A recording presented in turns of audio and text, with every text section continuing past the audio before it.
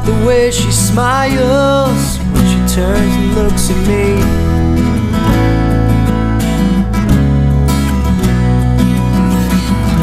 There's something about the way she turns red when I kiss her on the cheek.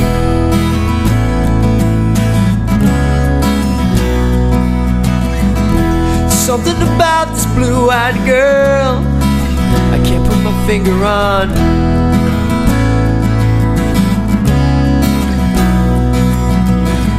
That star I wished upon, it must have been a lucky one.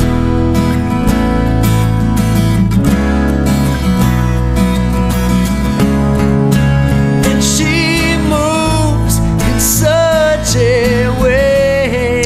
Welcome back to SCTV. As always, I'm your host, Brianna Trefiro, and today we're joined with Bob Chesia in another one of Scituate's most historical sites. Hi, Bob. How are you? I'm good, and you? Great. We continue our tour of Scituate. Yeah. I have my grandchildren with me today, Mia and Reese. They're 6 and 4, and they know all these historical sites almost as well as me. Wow. This is the Grand Army Hall, which was built as a Baptist church in 1825. It's the property of the Scituate Historical Society. We own the building and maintain it, and it is used for functions. It has a great history. It's Scituate's oldest public building. We've had weddings here, baby showers, the Grange, when they owned it, they had whist parties here, and the Legion was here for a while. We have blood drives. It's a busy building, and we try to maintain it as best we can, but sometimes money is a little short, so we have to find novel ways to produce revenue. If you look around, you'll notice that on the wall, you can see where the pews were for the church, the little outline. We actually know who everyone on the wall is. These are all Civil War veterans. If you notice, you can see Lawson Tower in the background. Thomas Lawson did visit here quite a bit, and he actually gave the veterans, the Civil War veterans, Lawson Park. And he was instrumental with the monument, so he spent a lot of time here. As a matter of fact, he sent up a little coffin with $500 in gold for Lawson Park to the veterans. We have a balcony. When this was done, the balcony wasn't there, and we didn't know what it was, but David Corbin and his brother and some other people figured out it was actually curved. So with CPC money and quite a few bit of money from the Historical Society, we did this over, and this is where we are today. And below, this pulls out as a little addition to it. There was a piano up there originally, and at one time they wanted to know what it looked like inside, and I said, I have pictures. My parents' wedding reception was here. And you could see Millie Wolf playing the piano in the background, and my mother and father dancing on the floor here. So it's a little, yeah, that was right after World War II.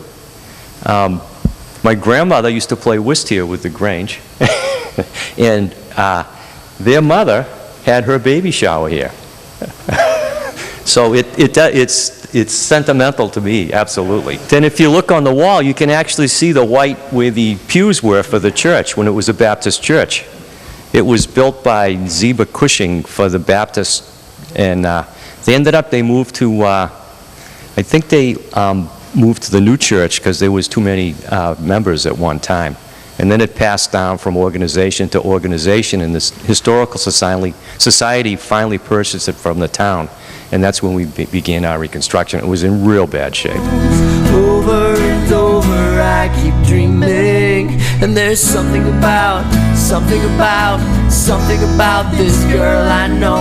There's something about. We actually know the name of every veteran on the wall. Post 144, and after that it became Sons of Union Veterans and Union Camp. So the veterans organizations carried it on for a while. You can see they're sitting at the base of the monument in Lawson Park.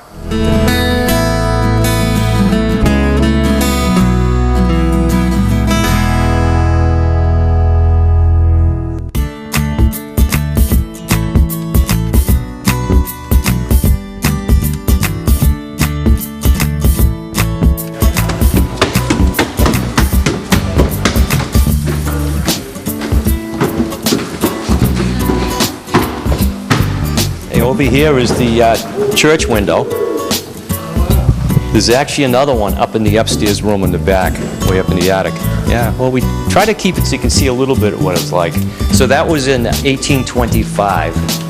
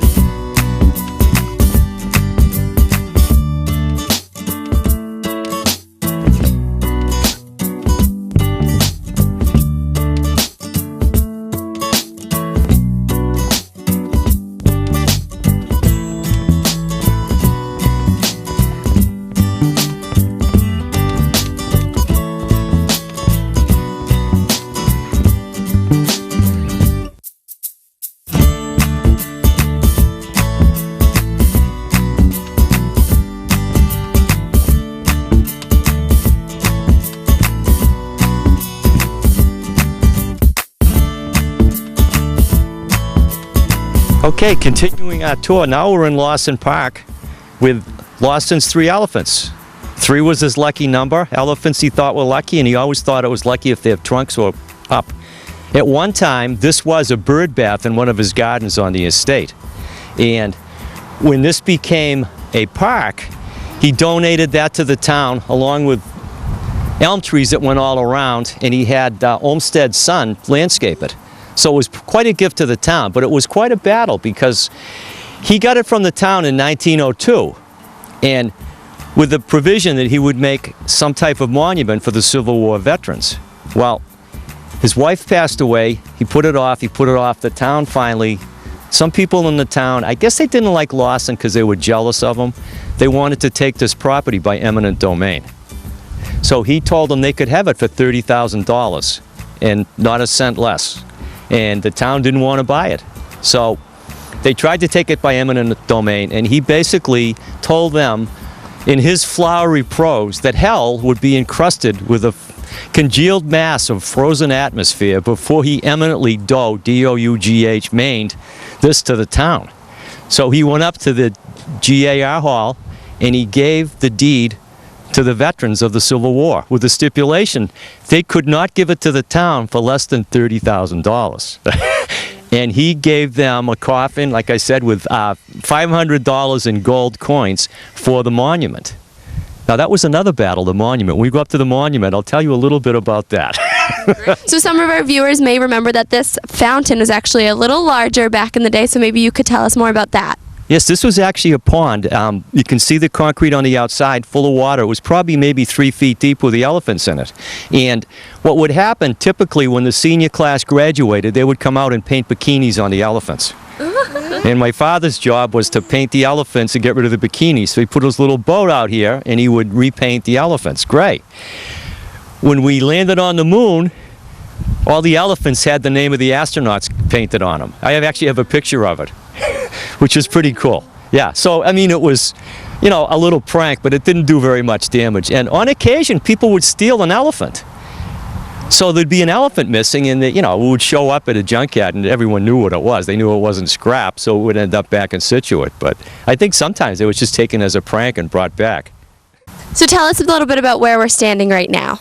Right now, we are standing in front of the boulder commemorating the soldiers that served in World War I. Lawson had a big battle for the Civil War monument. This one, he was on good graces then, and he actually had a welcome home party where he opened up his estate. They had 30,000 people come to Scituate for the unveiling of the monument and the celebration. They had gold coins that were given to the parents of any son that died, and bronze coins to the ones that came back. And Lawson's 4 of his kids actually served in World War I. 2 as nurses and 2 as soldiers. And they're on the monument along with most of the people from Scituate at that time. If you look, you'll recognize most of the names. Archie Mitchell brought this stone in, which was quite a task. I don't know where he found it, but they had to move it in. Yeah, we've had celebrities here. We had Lafayette's, one of his ancestors came here when he was in town to dedicate a little dedication here. Okay, here we are on the other side of the stone, and these are some of the names they missed. If you notice, Frederick Franzen his family actually donated his medal from the Welcome Home Party to the Historical Society. We have it at present. So this is the back of the monument.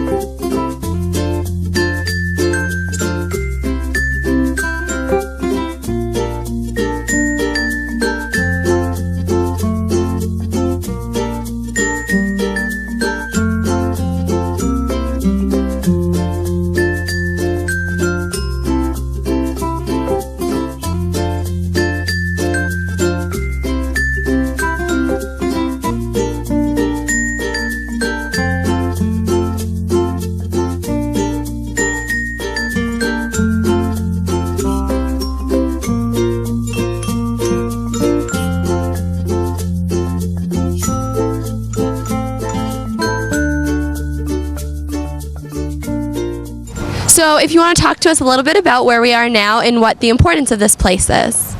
This is a memorial to Chief Justice Cushing, who was Chief Justice of Massachusetts. He was also appointed by George Washington to be Chief Justice of the United States Supreme Court. Because of his health, he turned it down. He, however, did swear George Washington in for his second term. He's probably Scituate's most famous citizen, and what he did in 1783 was he abolished slavery in the state of Massachusetts. The state constitution didn't designate what man could be, whether he was red, white, black, or whatever. So he said that it was illegal to have slaves. There was a person, Quack Walker, a slave, and his owner said that he would be freed at a certain time. The owner died, the wife remarried, she died, and the new supposed owner of Quack decided it was his slave. It went to court, and Chief Justice Cushing ruled that he was a free man. So that is very important in Scituate. He actually lived in Bell Neck, which is down by the North River. And like we say, he's big in Massachusetts politics. He was a judge. He started up in Maine because Maine at one time was part of Massachusetts. And this is our little memorial to Chief Justice Cushing. We moved the rock. It was actually on the other side of the roundabout in the woods where no one ever saw it. So we thought this would be a better spot for it. Obviously, today we visited 3 of Scituate's most historical locations. Thank you, Bob, for taking us around. My pleasure as always. I think it's important, and as a member of the Historical Society, we take a lot of pride in our town, and we've done a lot to preserve it. The Scituate Historical Society owns 6 properties that we can visit, and we maintain about 7 of them for the town. So I think it's important that probably everyone in town should join the Historical Society. I mean, for $25, how can you go wrong? It's a family membership, and it will help us maintain some of our buildings, which do need a little bit of work at times. And how can viewers join the Historical Society? Is there a website or any way they can get in touch with you? They can go to ScituateHistoricalSociety.org, and there's a membership form available there, or stop at the Red Schoolhouse, and there's a membership form there. And I believe they're also at the Maritime Irish Mossy Museum, which is open 1 to 4 on Sunday, which is a great take. Thank you so much, Bob, for showing us around. As always, I'm your host, Brianna Trefiro, and we'll see you next time on SCTV.